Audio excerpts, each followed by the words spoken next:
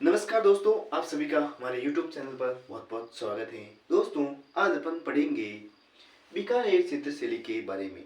तो चलिए दोस्तों, जानते हैं इस शैली के बारे में। ठीक है दोस्तों, तो इस शैली का विकास या उद्भव उद्भव कब हुआ? इसका उद्भव 16वीं सदी में हुआ। ठीक है, और महाराजा महाराजा राय सिंह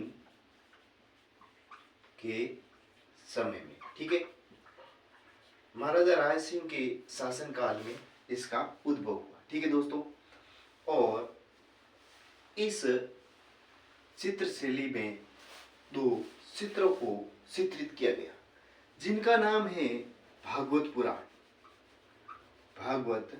पुराण और एक उसका दूसरा नाम है रागमाला।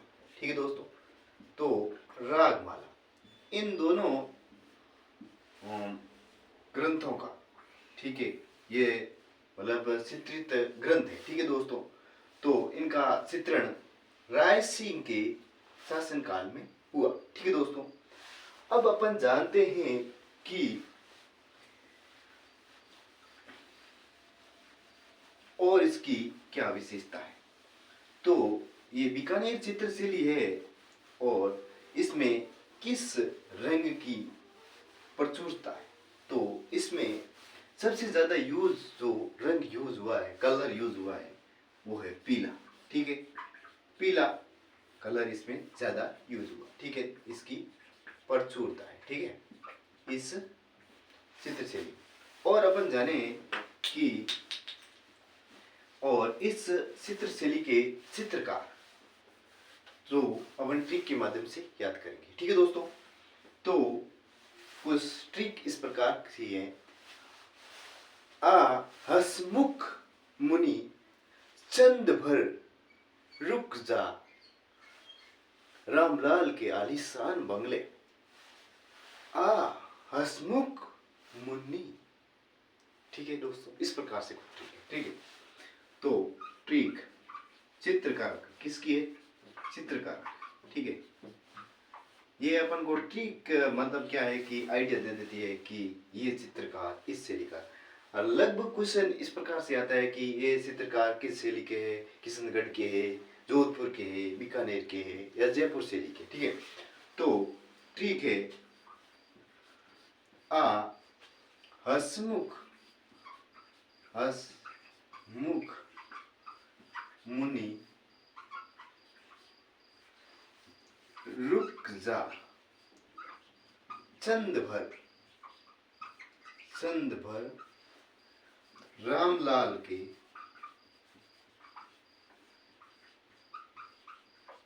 आलीशान बंगले में। ये अपन याद रख सकते हैं। ठीक है दोस्तों, एक दो बार आप देखोगे तो याद रह जाएगी। ऐसे आप लिख देना, पेन कॉपी आपके हाथ में होगी तो इसको थोड़ा कहीं लिख देना। ठीक है, आ से हो जाएगा आसी रजा। क्या हो जाएगा? आसी रजा। एक आसी रजा पेंटर है। ठीक है, हस से हो जाएगा हसन। एक हसन इस चित्रशैली का एक है पेंटर। ठीक है, मुख से हो जाएगा मुकुंद। मुकुंद एक इस चित्रशैली का एक पेंटर है। ठीक है, मुन्नी से हो जाएगा मुन्ना लाल। क्या हो जाएगा? मुन्ना लाल। ठीक है, और उसके बाद में रुक से हो जाएगा रुकनुद्दीन।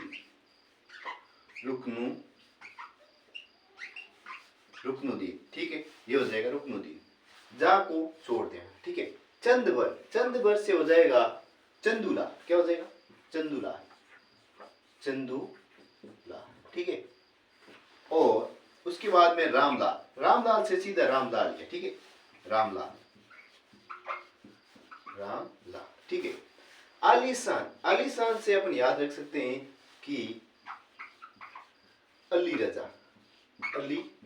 एक है अली रजा और एक है आसी रजा। ठीक है, और बंगले से अपन याद रख सकते हैं बीकानेर। ठीक है, क्या याद रख सकते हैं? बीकानेर। ठीक है, तो अपन ये ट्रिक याद रहेगी तो इस प्रकार से अपन याद रख सकते हैं। एक बार वापिस इसको रिपीट करते हैं। ठीक है, आ हसमुख मुनि रुक जा चंद भर, रामी लाल के आलीशान बंगले। ठीक है, तो आ से हो गया आसी रजा, हस से हो गया हसन, मुख से हो गया मुकुंद, मुन्नी से हो गया मुन्नाला। ठीक है, रुक से हो जाएगा रुकनुदी। ठीक है, जा को छोड़ना है। ठीक है, चंद भर से हो जाएगा चंदुला। ठीक है, रामलाल से रामलाल हो जाएगा सीधा, और आलीशान से हो जाएगा अली रजा। ठीक है, बंगले से बीकानेर। इस प्रकार से आई थिंक आपको याद हो जाएगी, एक दो बार आप ऐसे प्रैक्टिस करोगे तो याद हो जाएगी। ठीक है दोस्तों, अब अपन जानते हैं कि इस चित्र शैली में किसका प्रभाव पड़ा हुआ है। ठीक है, तो आपको बता देता हूं कि इस चित्र शैली पर मुगल प्रभाव आरंभिक काल से भी, ठीक है, शुरुआत से ही मुगल प्रभाव इस पे दिखता है। ठीक है, मुगल प्रभाव इस पे, मुगल प्रभाव आरंभ से ही है। ठीक है, आरंभ से ही इसके ऊपर मुगल प्रभाव पड़ा हुआ है। ठीक है दोस्तों, अब अपन जानते हैं कि इस चित्र शैली में एक मथेरना आती है कला, और एक आती है उस्ता कला। मथेरना कला क्या होती है? मथेरन कला, मथेरन क्या होती है? मथेरन कला क्या होती है कि जैन ग्रंथों और देवी देवताओं के चित्रण को क्या कहते हैं? मथेरना कहते हैं। ये मतलब आरंभिक काल में, मतलब इसके जो चित्र बनाए थे नहीं, उसको मथेरना कला। ठीक है, तो इसमें क्या होता है? जैन ग्रंथों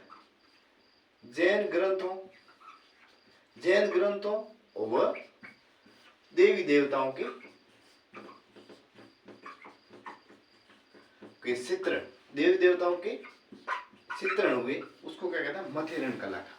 ठीक है, और अब अपन जानते हैं कि ये भी इस बीकानेर चित्र शैली का पार्ट है। ठीक है दोस्तों, और अब अपन जानते हैं उस्ता कला। एक बीकानेर की फेमस है, आपको बता देता हूँ कि उस्ता कला ये भी इस चित्र शैली का हिस्सा है। ठीक है दोस्तों, तो उस्ता कला ये कला कब आई? ये आई अनूप सिंह के काल में। महाराजा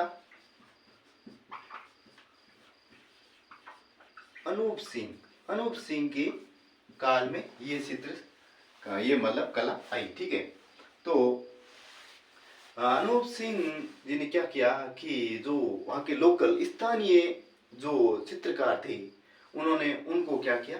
संरक्षण दिया। ठीक है, तो इस ये मतलब उस्ता कला कहते किसे, ये पहले अपन जानना बहुत जरूरी है। उस्ता कला क्या होता है? जिसकी ये ऊँट है, ये ऊँट मेरे पेंटिंग की ऐसी नहीं है। ठीक है, तो मैं ऐसे बना देता हूँ, आपको याद रहे। ठीक है, ऊँट, ये ऐसे ऊँट बना दिया। ठीक है, ये गधा, ये ऐसे लिख रहा है जैसे कोई घोड़ा के। ठीक है, घोड़ा ही नहीं है, ऐसे पता नहीं क्या लिख रहा है। ऊँट तो लंबा होता है, ये ऐसे, ये ऊँट जिराफ टाइप में है ऊँट। ठीक है, तो ऊँट की खाल पे, ऊँट की खाल पर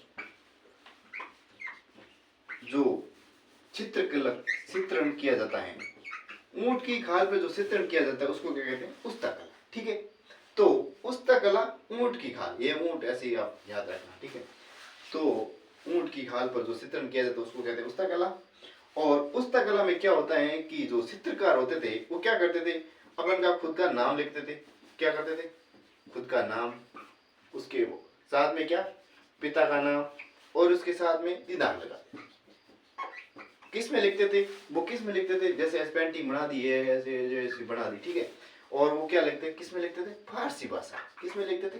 फारसी भाषा में लिखते थे। ठीक है, और ये अपन को जानना है कि इस चित्र शैली में सबसे ज्यादा चित्रण किसका हुआ है?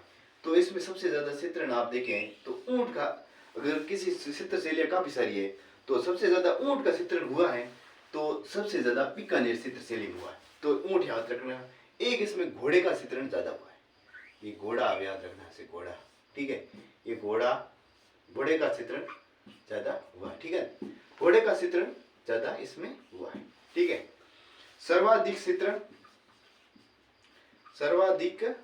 ऊंट का चित्रण, और एक सबसे ज्यादा चित्रण किसका, घोड़े का, घोड़े का चित्रण भी इसमें इस चित्र शैली में हुआ। ठीक है दोस्तों, आई होप आपको समझ में आया होगा। और आप देखें तो इस चित्र शैली में कुछ बचता होगा तो मेरे हिसाब से कुछ नहीं। ठीक है दोस्तों, आई होप आपको अच्छा लगा होगा। कमेंट में जरूर बताइएगा कैसा लगा, मेरा एक छोटा सा प्रयास है। मिलते हैं ऐसी वीडियो में, तब तक के लिए bye, have a nice day.